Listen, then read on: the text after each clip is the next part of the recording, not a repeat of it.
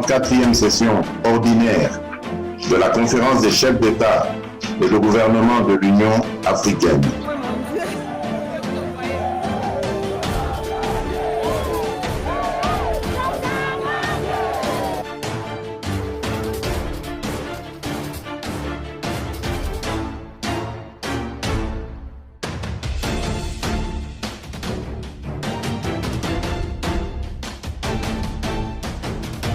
Et mes oreilles seront attentives à la prière faite en ce lieu.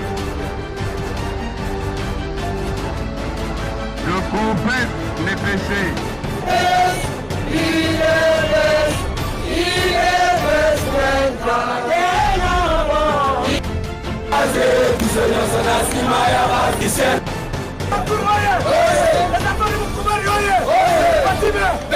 Bienvenue dans cette émission Main sur ton cœur, présentée par moi-même, Berry Mukokila. Et j'ai deux personnes dans mon plateau. Nous allons parler de l'actualité, nous allons parler de la réalité, nous allons parler de tout ce qui se passe au Congo, notre très cher beau pays, notre seul patrimoine, la RDC, dirigée par son Excellence Félix Antoine Tshisekedi. C'est parti, ils vont devoir se présenter eux-mêmes et je vais leur donner la parole, mais nous serons bilingues, nous allons parler à Lingala pour une très bonne compréhension pour na maman nyonso oyo aza na bilanga, moto nyonso oyo aza na ndako, moto nyonso oyo aza partout, aza na banzela oyo akokuta na biso na nzela ya internet, oyo akokuta na biso na nzela ya TV, amona ke ayoka a comprendre na lolenge ya bakinois. Alors, tozana moto na gauche na ngai, nazali na Papa Winner, na bandi bonjour Papa Winner.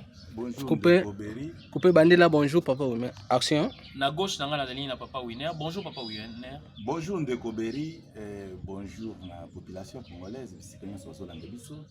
Na banzi mingi bana poto nde balinga ko makasi babenga ngala tupa bisinga ke no maître Winner Berry ni soso ya mbote na de toute façon mikolo kenga no pose kenga poste to cho poste pour te bigi yoza maman na communicateur. Oui tikana na bana na mbote pour pesa président de la République mbote place Azali son excellence monsieur Félix Tshisekedi babenga ke Mkwantongolo petit bâton de la République, mais ils ont la capitaine de l'équipe babenga mwana boute Faustin Augustin Kabouya.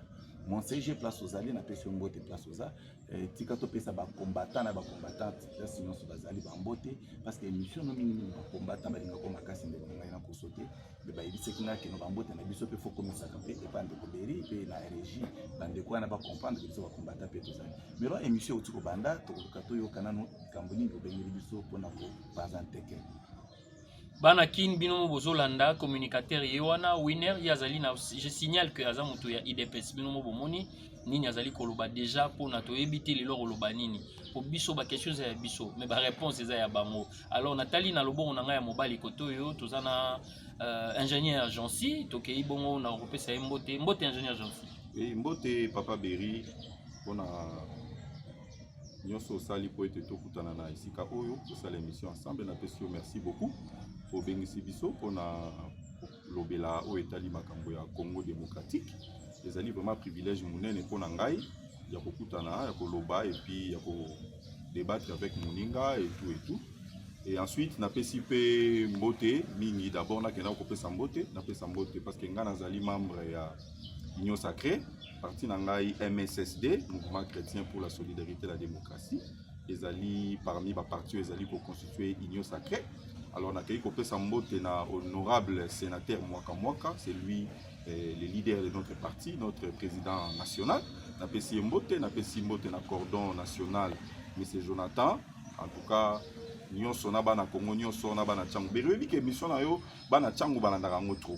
Biso tozaba natif à Tchangu, donc nga nazali na coordination nationale ya Tchangu, donc lobby bien mukolokoya na maponamio tozo kende nango na kozala ko représenter bana Tchangu na députation nationale, donc yoyebi ke bana Tchangu balandaka mission na omingi.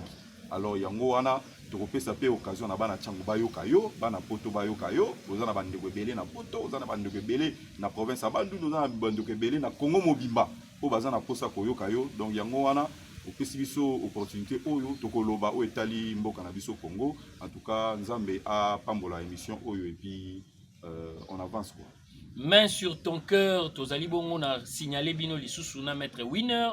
Ye azali bongo na moto ya IDPS communicateur monene et puis tozali koto na loboko na nga ya mobali tozali na ingénieur Jonsi yomo bino mo boyoki ki azali na MSD. Toke bongo na ba question liboso za pona bino mibale. Tolobi boye, lelo boye toyebi ke tozali na mois de mars. Mingi tobenga rango mois de la femme. Mais tolingi toyeba na kati ya politique nini o bino boyi koloba pona mwasi pe azala na likanisi mwasi pe azala vraiment moto oyo lobi ya tokomona gouvernement bimi basi pe bazali ko représenter et basi pe bazali ba jeune ertolo ba jeune ozara mibali te na ba jeune ya basi poto mona ete nomination bimaki na ordonnance présidentielle ba nommé mwana mwasi azala bourgmestre ya Kimbanteki mais til lelo yo na ba notifié été toke bongo na papa Winner na Dekoberi mutuna na yo zote ma capital mais avant na kuma na mutuna na yo tika na expliquer na député moko Oloba mo makasi papa Winner. Oui, député moko loba ke ba voter na Moamba kombo na ye nazotanga kombo na ye Daniel Safu natangi kombo ne pona nini parce que a eu courage ya kokendo senga droit de réponse na chaîne moko na émission na chaîne de la place. Parce que na meka kotali ça na peuple congolais que truc aujourd'hui c'est jamais ba député pour baza na moralité à citer na hémicycle ya république. Alors eloko wana ye ndeko wana sepela kité ndeko wana leki na etando ke pona ko finga ngai alobi na ngai que non ya yebi batu ya IDPS atikala ko yeba ngai te mais nazo yebise ke azapeka na tina ko yeba ngai te ponga moko pe na yebi ete conséquences ezaka qui parce qu'à se retrouver na hémicycle par le pardon. Alors, Amérique garde garde, aïeba que na bitumba ya politique injure ezala malamu te parce que soit meki lisusu na ko s'en charger parce que nous avons le verbe et to yebi nini to ko répondre na moninga. Mais ndeko otuninga mutuna mo kitoko makasi. Otuninga est-ce que na politique congolaise est-ce que place à moi c'est ça en bref mutuna. Mais tikana yebiso que Félix Tshisekedi Tshilombo depuis accession na pouvoir, ils ont na premier gouvernement na mboko depuis RDC où ils ont représenté au moins na 45%. 45% je dis bien, il y a bassi dans le gouvernement. Au côté là que presque la plupart des ministères ils ont bassi. Comme la maman Eve Bazaïba ou comme on donc Bazaï Belé. Basé belé pour nous on comprend que Félix a valorisé effectivement Bassi. Mais on comprend que la constitution a biso d'ailleurs et puis si moi signons son dingisa ya cause la capable dans la société. Donc ce n'est pas pour rien dans la constitution ba qui terme parité. Et ça pour couper ça moi si il faut comprendre que Aza égal na mobali sur le plan intellectuel, sur le plan fonctionnel donc makambu nyonso wana moi ça capable ya kosala ndenge biso mibali to kosala. Vous comprenez mais et là au meki koyebisa ngai eza ndeko ya mwasi oyo banomaki na Kimanzeke ndeko na yebiso ke mwanga shushu produit ya bakabila. C'est vrai. C'est depuis 94 que mwanga shushu abandi sa rage or vous vous souvenez que c'est 94 nde Rwanda bando tongama muto tongi Rwanda eza mwanga shushu na kabila je vous dis. Parce que le lot sotali aspect Rwanda zana c'est suite à coltan na biso au moins chouchou azo exploiter yé moko comme individu au moins 75% à coltan. Mais guerre aussi la ndengeni aussi longtemps que bakabila bazotonga bakingakati. Bakabila bazotonga bakashamata, ba mwanga chouchou bazotonga ba Rwanda. Guerre aussi la ndengeni. C'est pour ça que biso to yebisi bango boy. Guerre oyo to kenena bino tina suka. C'est comme ça mon chef de l'État a mis une proclamation de loi militaire. Oyo ko sala ke ba militaire na biso il faut ba ko zo mbongo ya malonga. Oyo ko sala ke ba frapper ba anniversaire wana. Mais bandaka la on ndengeni ba militaire bando zo mbongo. Mais ndeko na ngai militaire kabila ke atiki militaire azo zo 45 000 francs ndeko na ngai. Parce que elle a sali ba brassage et mixage. Amona ke pona ko nyonga ka ba militaire nyonso na ba ba ko kota na brassage, il faut salaire na mweza moins. C'était ça la CGT. Guerre remède des animaux. C'est ce que je vais dire que guerre wana ozomona na est eza purement politique, mais biso combat politique. Toko pesa jamais stratégique comment toko si sa guerre na est. Wana ils ont revenir dans service de renseignement na chef de l'État comme autorité suprême. Vous comprenez? C'est comme ça moi tolobi non stratégie to kopesa te.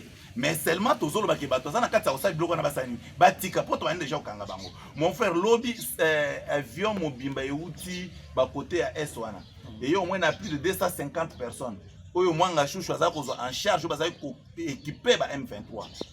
Donc pendant que bande soit zokufa ba M23 va très bien équipé so ma bongo ya koloba que non so qui élection so ndenge non c'est la moutonner retourna ngande. Merci papa toki pa na papa Jansi. Oui ndeko Berry en tout cas naïba raté ceux qui bato na Congo ba raisonnaka. Est-ce que vraiment mutakoki un jour kokuzonga kokumisa lisusu Kabila na mboka oyo na makambo nyonso ba kabiliste basali na mboka oyo arrivé à pas payer papa koma ki na mboka na biso enseignant ki biso 5 makambo mitano entre autres na makambo mitano na retena ki mingi honnêteté na communauté dans l'honnêteté tout monde ezali ko se laisser prendre à piège té na corruption mais tala lolinge oyo batu ya Kabila ba conduire mboka na biso pendant des années et des années 18 ans de la corruption ba détruire mboka. Est-ce que mutu akoki kotelema penza na mboka oyo baki akumisa Kabila ou bien azongisa Kabila na bokonzi? Il faut ça vraiment na éviter lolenge nini. Faut to qualifier ndenge nini parce que na ndenge ba détruire mboka oyo. Ba koki kozonga lisusu ata na place mon côté oyo sengi na bango kozwa ta responsabilité pour na ko diriger ba faire politique ya mboka na biso. Donc problème en mboko eza Kabila. Problème en mboko eza Kabila. Kabila nous a légué un pays mais détruit. Kabila za mutu. Il a détruit les institutions, il a détruit. Oui, je parle de Kabila comme institution. Les hommes passent. Je parle de Kabila comme institution. Okay. Kabila a détruit les pays avec sa politique. Yemuta kotisi biso na ba problème ya ba M23 oyo. Yemuta kotisi biso na problème ba mwanga chouchou tozomona. Est-ce que mais na 94 Kabila zalaka? Oui, na 94 Kabila zalaki te. Azalaki ayaki na Roberi. Na 94 Kabila zalaki bazana maki na papa na ye. Ce sont eux au bazali kozwa financement ya Rwanda déjà bazana maki. C'est pas pour rien na 94 Rwanda a déclenché guerre na est. Ndeko Berry, yo ndiko ondiko kanisa ke mutu moko lokola mwanga chouchou. Azwa 3/4 ya Rubaya, a commis sango propriété privée, et puis a engagé ba militaires congolais et ba militaires rwandais pardon pendant autant d'années à exploiter coltan parce que Rubaya est ali capitale économique ya coltan. Et puis a kendaka ko tika ngo na Rwanda pour le Rwanda a comme premier producteur ya coltan.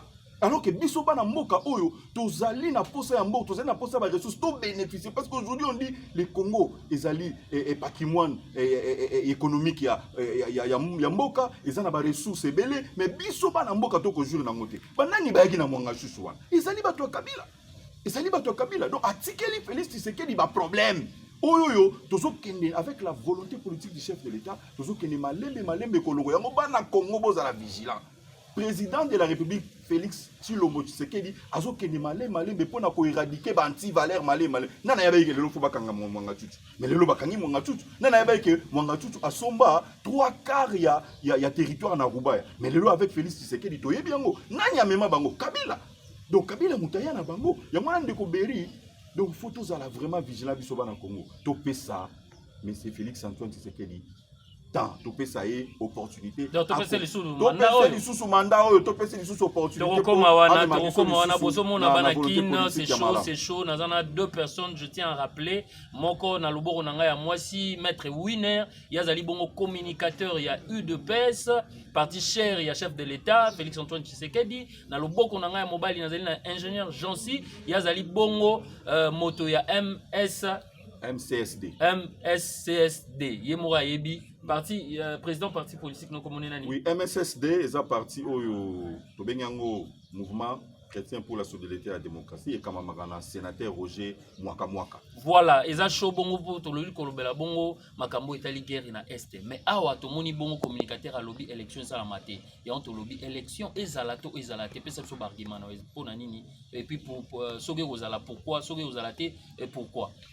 Donc ça l'élection était pour nani. Peuple congolais va noter. Bozwa biki bokoma po eza libela. Muto bosa lisute.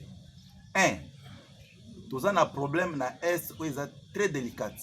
Problème on les a empêché population congolaise pour pas s'enrôler. Or, toyebi que na 2018, to kendaki na élection ndambu ya population est ba kendaka na élection. Eza début effectivement ya balkanisation en boka.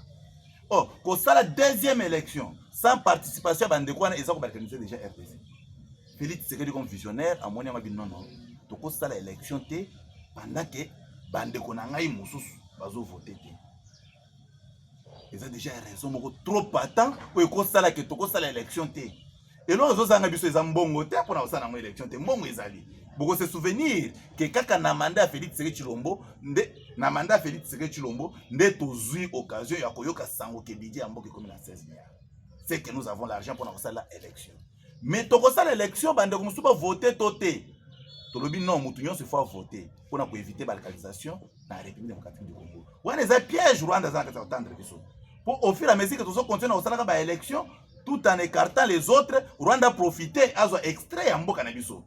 Donc, tokangi bongo élection exacte. Élection exacte, l'élection, tu es obligé de faire l'article 70. Tokangi bongo élection exacte. Oui, oui, pour il faut faire l'article 70 de la Constitution. Oui, le chef de l'État est en fonction, il faut article la fonction, team pour organiser l'élection. Donc, le chef de l'État a déjà wana, moyen de faire l'élection pour le chef de l'État, aya remplacer sa remise à l'église exacte, il est à cause d'un homme nabiso.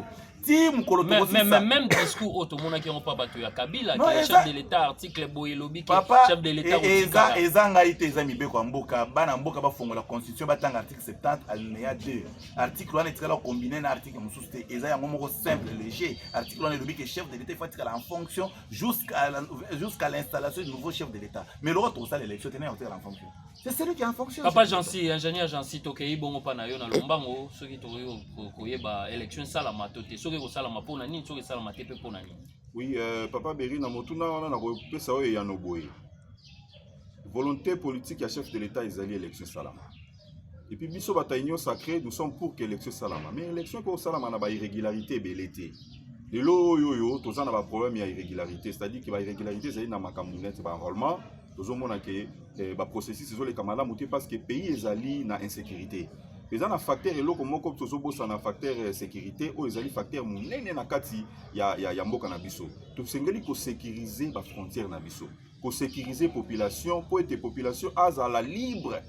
Il y a ça la makambo o ya linko ça donc ko se présenter na ba centre d'inscription pour na kozwa carte d'électeur ko s'enrôler, il faut ça la en bonne uniforme et puis ensuite tout peut sabatunyo opportunité ya ko s'enrôler bien pour que l'élection na biso et ça la mamala tout discriminer ba tout ça l'élection o te que lelo parti o eko voter parce que ça insécurité parti o eko voter parce que ça na sécurité te to lingi parti nyonso ya RDC et ça na libre en termes de faisabilité en termes de vote à que se voter mutu nyonso abengami congolais à que se voter librement et puis à la ma processus ya maponami librement yango to lobi boy lokola mboka ezali na insécurité mboka ezali ba parti mususu baza na possibilité à s'enrôler facilement topé Satan topé semita topé sa institution tant et même abiso na wana glissement li sous-souté ezali glissement ezali normal mais c'est bien normal parce que ceux qui le oyo to sali ba élection parti mususu et voter te bakolobani bakolobaye que bako reconnaître légitimité ya pouvoir ya mutu oyo bakopé sa pouvoir te et ko zala sous problème au lieu to comme malzo na problème to créer le sous problème to lingi to kengi nango malembe donc to pesa temps ba institution et ça la malamu seni et accomplir une mission nango malamu et puis ebi misala biso mo konzia sikana ndenge ya malamu po mutu moko te a mettre doute na mutu oyo bakopesa biso kolokola mokonzi okamba biso na ba mikolo ekoya tokei bongo na budget na biso lelo tomoni bongo ya 16 milliards donc ini kolobaki makambo mataki mambo mati il faut niveau ya ko vivre dans otobenga la social ya ba congolais ezala pe likolo mais boni tozomona to ya dollar tokeka na ba élément to ya dollar izo mata lokola na ebité so tozana mboka nini na ebité soki ministre économie azalaka te na ebité mboka oyo yo soki bakonzi bazalaka te et eza mboka neti bato balobaka bana na bana alors boza mieux placé pour nous expliquer biso surtout bino bato ya IDPS o bozo lobela mingi budget za 16 milliards mais social ya ba congolais et l'autre côté ndeko Beri nazo biso ki tikana pesa ba mama nyonso ya République mbote na pesa population congolaise mbote pour na courage ko bakoka ko s'assumer na République démocratique ndeko na ngai nazo yebiso ki tu petit RDC ozomona tozo pouvoir et produisaka et l'autre côté la RDC ne produit rien mais comment ba mama bako lela tomate seke mati okozwa angle moko ya tosolo belika mongo na yo ndeko na ngai ya mwana mboka oyo alata cravate ya rouge babengi matata ponyo oyo a préféré ki ayiba ne mbongo ya République oyo ezaki destiné na bokangalo ah bon ayiba ki vraiment oui c'est un voleur non mutu nyonso ayebi ke matata ponyo za moyibi ayiba mbongo ya Bukangalonzo yepe ayebi lelo boto en tout cas comment ça l'a passé mais seulement objectif majeur oyo tozana kati ya poursuivre eza ko valoriser cette fois-ci entrepreneur. Oui, ndeko Beri ezaki pour la retalisa na population que ndeko Picasso il faut azala moi kimia.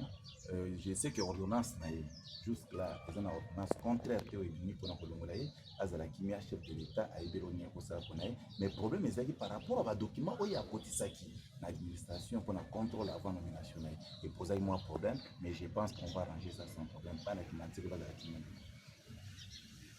Oui, ndeko Beri, merci pour la question. Nayo, nous pour la place à moi si, katikati na institution na biso, tout ça politique. Et puis tu évoqué ka ya Makofi Picasso ou Azali moko ba nommé ba nomaki est bourgmestre ya Kimbanzeke. Alors nani ko sa population est que monsieur Félix Tshisekedi Tshilombo a prendre ba valeur. Et puis na ba valeur wana ezana à longolaka auto bengi discrimination. Donc la longolaka discrimination a fait ça fait place et pas une moisi pour qu'on sala na o esali makambo na politique. Voilà pourquoi en nomaki par ordonnance de konabiso Picasso azala bourgmestre ya commune ya Kimbanzeke, il faut ba remettre na ba droit na e parce que il faut ça la musala. Azana ba valeur, azana ba capacité en tant que femme. Donc la discrimination est à la raté, na biso na union sacrée. Oh union sacrée na ba capacité à kosa musala na kitoko sokaza na ba capacité na normal. Alors si c'est ba pesa e ba droit na e et puis azala na kimia azela ete tango na e ba ko notifier ba ko pesa e makambo po ete akwa ko sala musala na e na lolenge et longobani. Boye bisa biso sikoyo bino ozali komona tomoni arrivé à Pape. Tout le monde est arrivé à Emmanuel Macron na mboka oyo ezali pona nini aussi longtemps que bana Congo baebi que na est na biso wana ezondongwama boye biso solution eza nini bino na IDPS ndeko na lobaka chaque jour au effort que na est du pays problème est kuna eza problème purement politique. Problème politique pourquoi? Parce que les politiques au Bazanamboka na biso awa les politiciens de mauvaise foi ngana tanga na bakomo na ndeko baleka na bakabila ndeko kabila na équipe na FCC na mobima bango nde ba entraîner guerre na est. C'est tout à fait normal que ba continuer à financer guerre wana biso tozokende koluka munguna musika na guerre papa aussi sa guerre wana te ndeko Macron peut avoir aussi ça on peut pas Félix Tshisekedi Tshilombo comme commandant suprême yé moko za maniabilité a aussi sa guerre wana ezoleka na est mais toza na difficulté moko. Difficulté moko eza que bande ko na biso ya FCC tout pekisa bango to bobima na ba coupe rebelle bobima tozo isa bobima bazoni toza na bato baza na ba groupe rebelle ils sont là comme exemple ndeko ba otonganga mwanga les grands journalistes Beri na yebiso que Félix Tshisekedi azolinga a valoriser la chaîne surtout pour l'entrepreneuriat et la jeune. Mais hormis Makambouana de Konanaï, parce que vous avez un la sociale et un peuple congolais, est-ce que vous avez fait ce que vous avez fait a commis ces fonctionnaires et à Souka, na République du Congo, vous touchez 475 000 par mois.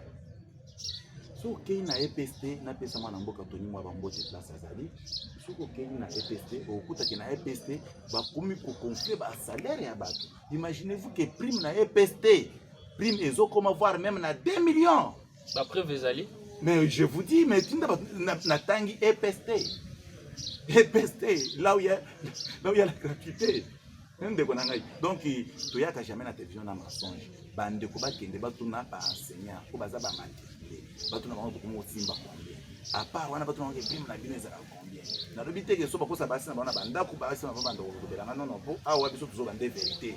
Yonde utuni na lobike non do lo ba vérité, ko lo ba vérité. Mais biso ba ko na banda ko na basi na bango etalinga te. Nyon ça à cause de Félix Tshisekedi. Parce que bande ko kabila tika bango bazwa ka mbongo ebele c'est donc so sangisi na prime na nyon se zo ko dans les 320 000. 320 000. Mais toyobaki que le président de la République Félix Antoine Tshisekedi alobaki osala ba jeune wana ba millionnaire. Alors ba jeune wana et permettre bango bazala na o to bengi entrepreneuriat et permettre chômage et permettre biso allez bandela ngo Ok, action. To monaki bongo Félix Antoine Tshisekedi azali bongo président de la République alingaki ba jeune ba comme ba millionnaire mais ba millionnaire on a poété ba meka kosa la classe moko moyenne ba meka kosa la ke ba diminuer chômage ata ba aussi disangote mais to moni yangote eza le contraire parce que mandat na ezo kene na suka mandat liboso bongo to pesa deuxième mandat ka na boye te mandat ezo kene na suka te bino bozo tango to sala eza mandat te on a sna ibisa bino l'autre fois que eza transition sakabila. La transition ça fait 5 ans et après tu vas l'élection à venir mais population ezotala yo za muto IDPS eza parti ya président oye azali mais ozolo babilo kwa boye population ko silika yo ko lapide ko bambo mabanga pona mambo ni ndeko beri problème est ça boye. Moi je suis un politicien c'est qui est vrai dans la IDPS mais naza pe na vision mususu politique Nathalie bonté ou eza na kati ya monsieur Félix Tshisekedi Tshilombo na constater Nathalie mais population relia bonté ta mais population balinga Félix Beri yo nanga tolinga kutu Félix bongo te yo nanga donc ngana ndeko kutu tolinga Félix koleka population congolaise balela Félix tellement que soki lelo lobi que Félix alonga na mboko nazo so mboko ekozika donc Félix faut azala nanu parce que population congolaise bazo aspirer Félix mais Félix aza wana pona nini Félix aza pona kotombola mboka parce que tout le monde a œuvre Félix aza na kati depuis aza na pouvoir ça démontre non c'est blague non ce monsieur il est vraiment de bonne foi tala ba balabala tala ba route kende na ngilingili ndeko na ngai tous les avenues sont asphaltées avenue à terre bâtie ezali souté kende na masina kende na chango terre bazolela kuna pendant la pluie diluvienne mais bato bazolela il y a toujours des inondations ndeko na Kisensu on va voir ça.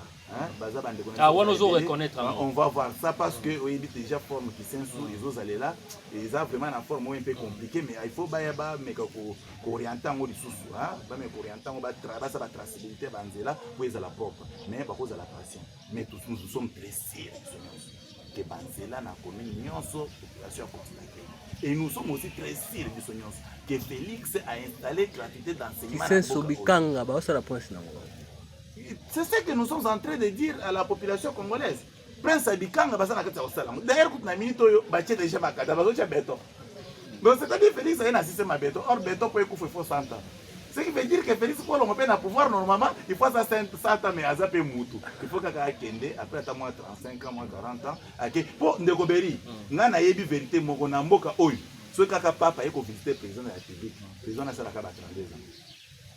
Vraiment, Toby m'a la question à bisoté. Même question on a. Ingénieur Jean-Si yo lobini na parti nous on a MCSD. Voilà, MCSD. Parti cher ya Roger Mwaka. Roger Mwaka za kotala yo lobini na même question oyo bato IDPS ba répondre. Oui, moni ndeko beri na ko biso yo lokomoko oyo ko simba. Tozo lobela o makambo etali économie ya mboka. To ya dollar izo mata to ya dollar au jour les jours. Yango wana flambé ya dollar. Nazo kende papa, nazo kende na makambo etali économie ya mboka. Mboka na biso totali mingi na côté ya minerai. Totali mingi na côté ya ba ressources ya sous-sol. Yango wana omoni mboka ke malamu mingi te. Tala lelo e ulukeli biso makambo. Kabila na ba complice na ye na ba bande de malfrats na ye ba o nyonso ba participer ki na destruction mboka oyo pour cause ya nini ya ba ressources naturelles mais biso oyo na union sacrée to bina mokonza mboka te mokonza mboka to keni nanu na développement mboka to tala ba secteur mususu yango moni mokonza mboka a lancé développement ya 145 territoires. Nani ko yebso ke lokola mokonza mboka lancé ça 145 territoires et ko booster économie ya mboka.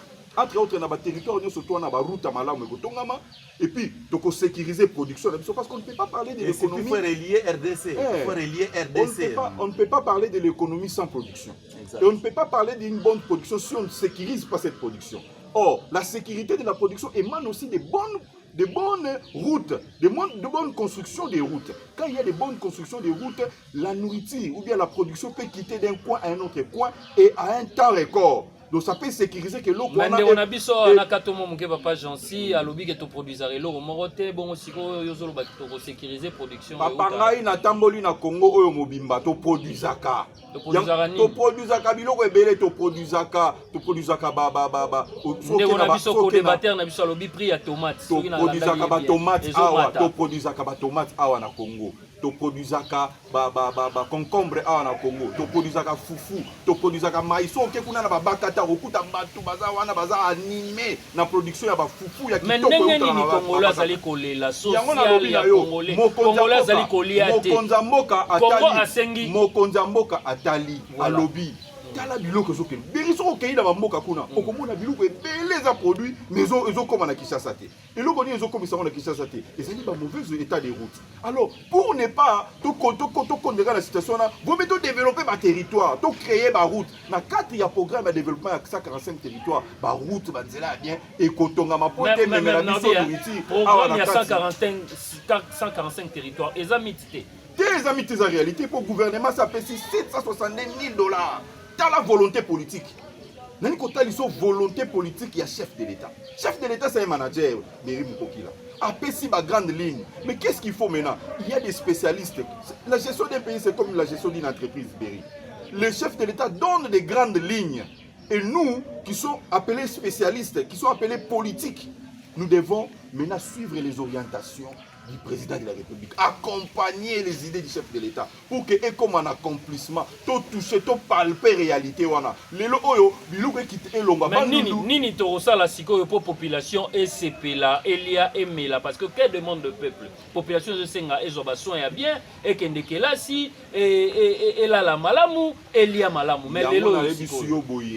Tout peut s'attendre à développement, dans quelques instants, beaucoup de monde production na mboka na biso eko changer to boyi makamba minéré to boyi to kene na agriculture to kene na pêche to kene na biloko esimbaka économie ya mboka 145 territoires etombwama banzela ya kitoko etongama na 145 territoires beri okomona biloko ekotonda na Kinshasa biloko ezopola na mboka to produire mais kokoma na Kinshasa ndenge nini soki ruta malamu ezali te bato ya Kabila batikela biso biloko wana batikela biso ba problème wana nzela alaka te bango bazaki politique na bango sur la voie au triment de la voie. Ça veut dire que sur Akutani na mbongo, ayibi mbongo, asali yango eza bien na yemoko privé, mais population il y a impunité ezate na mboka corruption élevée et puis justice o éleva nation ezali na pesu eloko moko. Tala bato yo, même que na mboka na biso na Cameroun nous avons un problème d'hommes. Nous avons une crise d'hommes politiques. Tala ba contrat sur otali contrat si commune. Otali contrat si commune, oh bah signé. Mouta signé, on a zappé dans l'assemblée, Aza Lelo peut-être sénateur. Lui le coordonnateur, et lui, c'est lui qui était chargé. On a eu tout ça la nini, bakanga bango, basala nini solution. Batouana nyonso, tala Lelo. Et on s'appelle dans la liste à Mwangatouch. Mwangatouch a l'os cité kaka. Batouana nyonso, bazali batuya, ya Kabila. Ce sont des Kabili. Vous comprenez? Bangonde mutu, bazera ki moka, ba pesi, ba opportunité na ba Rwandais, ba kota na moka. Tshisekedi, oh toujours respecter ma casse. Félix Antoine Tshisekedi. Tout le monde peut entourage na eh. Bobo sanité ba vidje Chimanga. Bobo sanité boyoka ki ba boy. Bobo sanité oyo zalaki. Oyo ba waneko benga pena ki pembeni ya chef. Azalelo na makala. On a une biso que président de la République azo sakanate. Discrimination ezati. Et sika oyo sali mabe, yebaki loi ekokanga yo. Parce que nous prenons des valeurs, nous prenons les droits, nous prenons des bonnes réalisations au sein de notre pays. Ce qui justice ses alliés, Malam ou Zotambol, oh Félix Tshisekedi Tshilombo, Alingia comme ça Congo na niveau élevé en termes de justice. Bato na nso ba osala mabete. Bato nso baza bato faut ba interpeller bango. Ba boma mboka oyo. Na lobby, est-ce que les alliés chefs de l'État, tous les entourages na ye, oyo eza mabe. En tout cas, ngana bosenga, le lobby sont na union sacrée. Tous la capacité. Vous voyez, nous voulons soutenir les chefs, accompagner les chefs de l'État dans la réalisation. Il y a un chef de l'État, l'air même remaniement de Salama. Il y a des imposteurs, il y a des gens qui n'aiment pas le Congo, il y a des gens qui sont là en train de travailler pour leur avoir, non pas pour l'intérêt de la population. Il faut les mettre en écart. Nous voulons une nouvelle classe politique.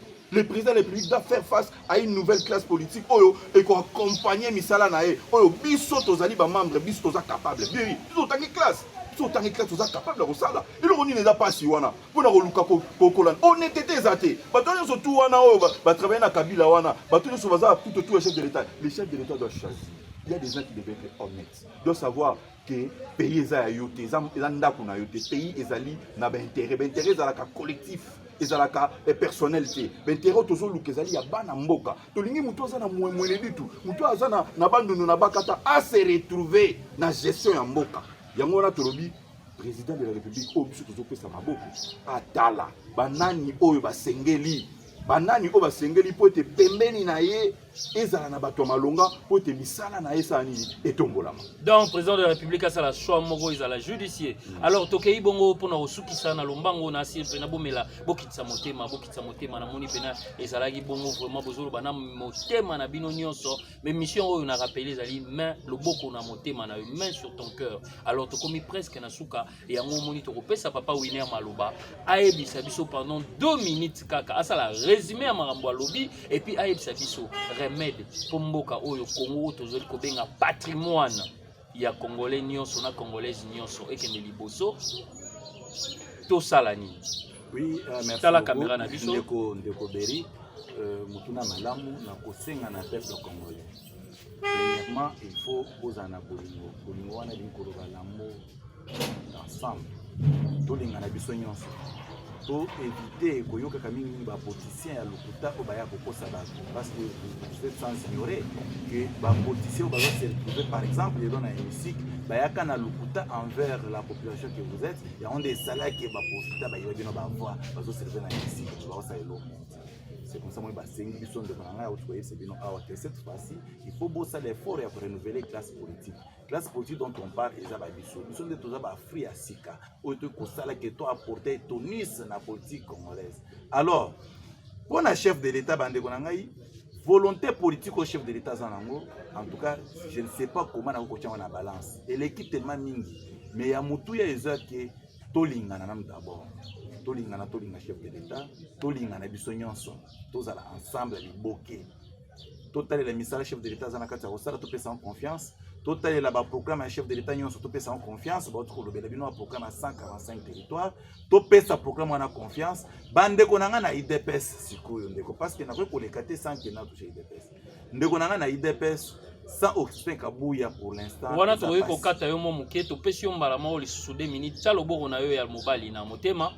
La caméra na biso parce que mission je vous rappelle bino badozo landa biso bozubiso na katikati bozubiso na bandeli ezali main sur ton cœur mais tellement que tozali na lingala pour moto nyonso alanda biso ayoka biso awa to yambaki bongo na loboko na ya mwasi maître Winner yazali communicateur ya UDPS parti cher à son excellence Félix Antoine Tshisekedi qui est le président de la République bongo na loboko na ya mobali tozali bongo na ingénieur Jansi Inguni ye azali bongo ye morazo benga MCSD donc parti cher il y a monsieur Roger Mwaka. Alors yepe ya koloba yango to bandi bongo na loboko na ya mwasi oche loboko na yo na motema tala caméra na biso population zali kolanda yo loba oyo koloba na parti na yo nini et oyo za la remède parce que yo ozui place ya président de la République ozui place ya Augustin Kabuya ozui place lelo sikoyo ya bato nyonso bazali bakonzi na IDPS lobela bango bazotala. Ah, eza charge ya makasi mais tozondi mango quand même parce que biso nyonso IDPS eza ndako na biso nyonso mais IDPS eza na papa moko kazo dirige IDPS komone Augustin Kabuya aza ye moko te aza bandeko ebele bazosunga ye ba Peter Kazadi ba Paul Chilumbu ba mwana mboka Tony Mwaba ba Francis Chibalabala ba Shadrach Mazinga donc toza tellement ebele na IDPS mais il faut toyeba que biso nyonso tozo kamba biso na IDPS eza mwana mboka Augustin Kabuya alala kapongi tende bana sans mentir azomata azokita toujours pour la réussite ya IDPS pour continuer à concevoir les pouvoirs les plus longtemps possible où ils vont revenir na ba devoir régalienne ya parti politique. Alors il faut que tu continues biso nyonso na kopesa mwana mboka Augustin Kabuya oyo babengaka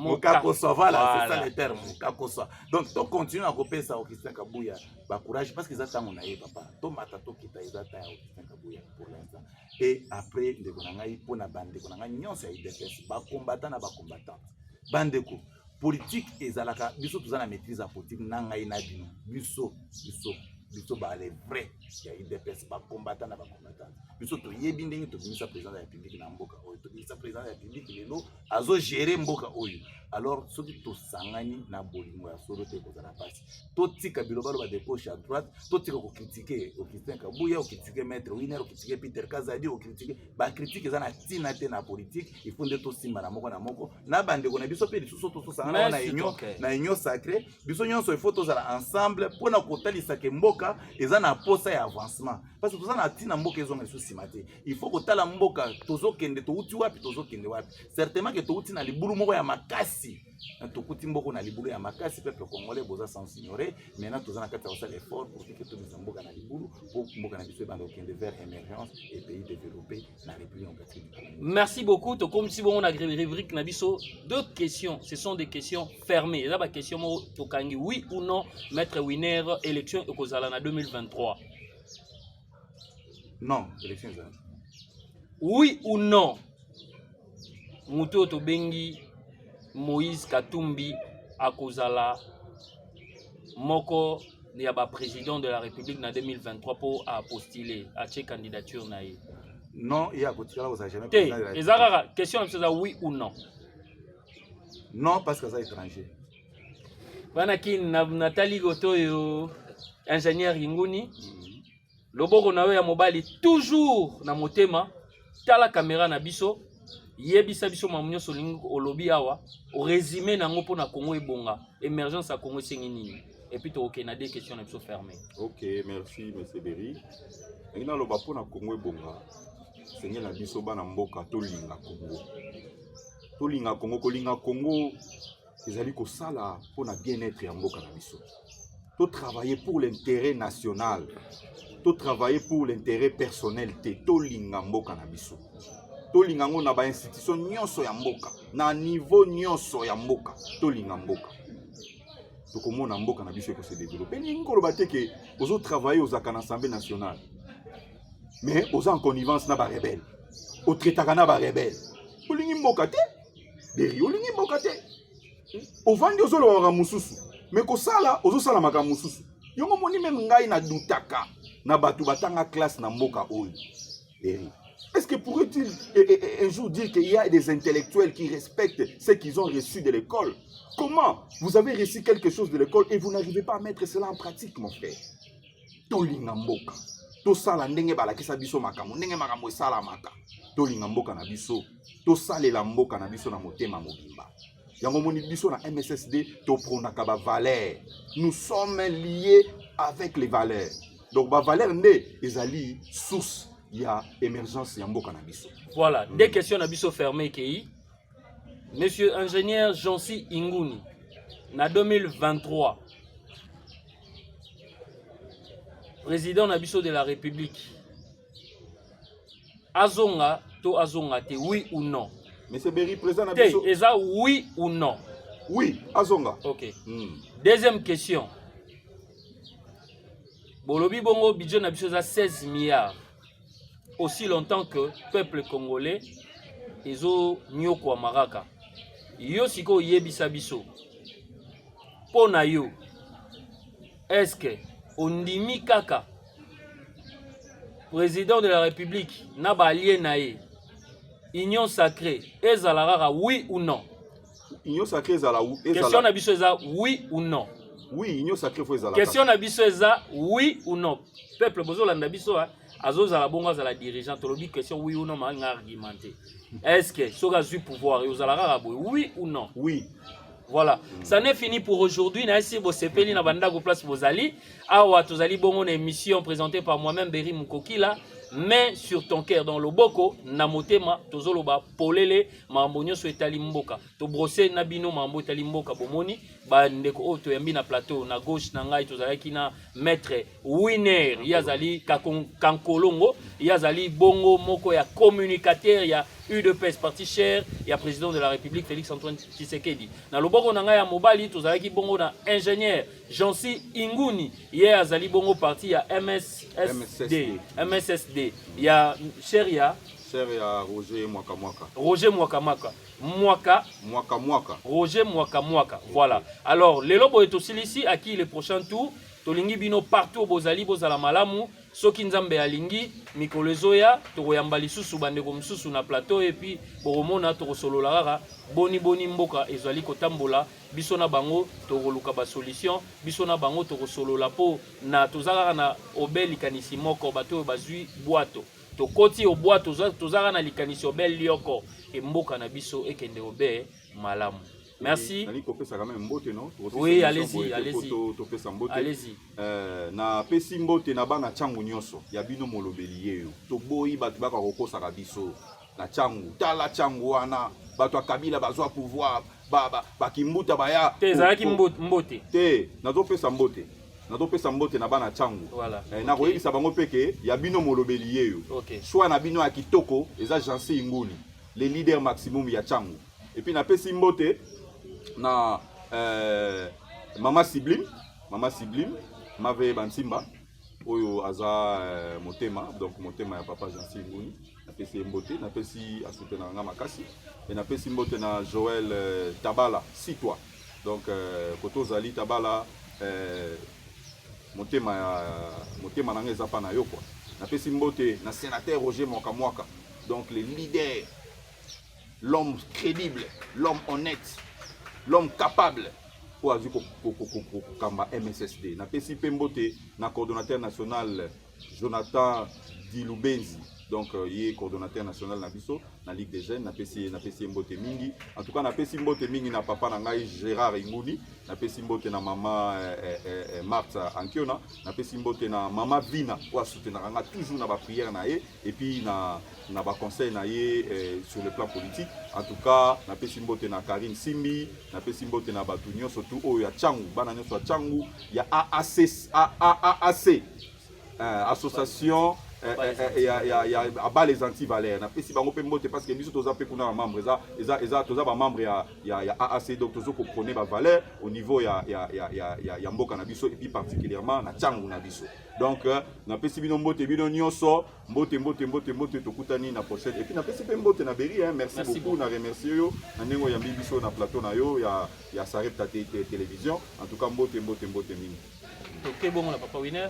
Oui, na banda na kopesa mbote na co-débatteur. Moi volume. To bana kopesa mbote na co-débatteur na biso ainsi que yo moko présenter. Merci beaucoup. Et par la suite to pesa président de la République mbote place azali parce que ne toma ya mboka oyo. Voyez que après président de la République to pesa toujours Augustin Kabuya mwana mbote place azali na pesi Shadrack Mazinga mbote place azali na pesi ba massa nyonso oyo ba kwayaka na maître que je suis pour la mbote nyonso bisika bozali mais na pesa ba leader nyonso ba institution nyonso ya mboko mbote place bazali na so PP mes condoléances na mwana mboka Tony Mwaba oyo mwasi na kufeli mama. Alors en tout cas nous sommes de cœur ensemble avec vous. Je pense que toutes les options sont na matanga la population congolaise vous êtes de cœur na yo pour na kolela mama ya madame wa autre biso. Merci beaucoup. Biso moko tolobi vraiment awa to salaka mabanga te to boaka pe bato te mais to sitaka kaka. Voilà pourquoi je cite madame Picasso Makofi, je cite madame Anastasie Kayoudi et je cite messieurs Simon Ikamba. Respect à vous. Union toujours. Je cite aussi monsieur le président provincial Trésor Mayamba. Et je cite aussi un partenaire sûr, M. Wenga, voulais-je dire Daouda, la personne qu'on appelait Daouda Muchoko, avec la fondation Wenga Daouda.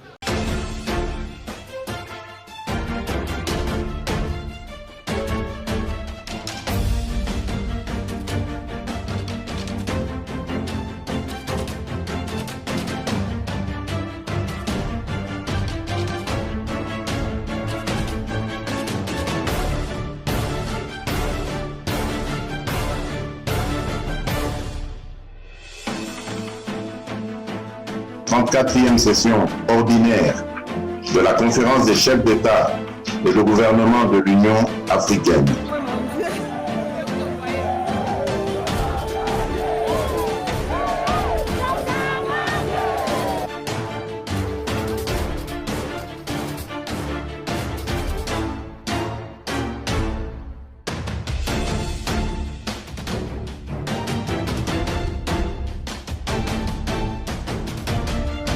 oreilles seront attentives à la prière faite en ce lieu. Je confesse mes péchés.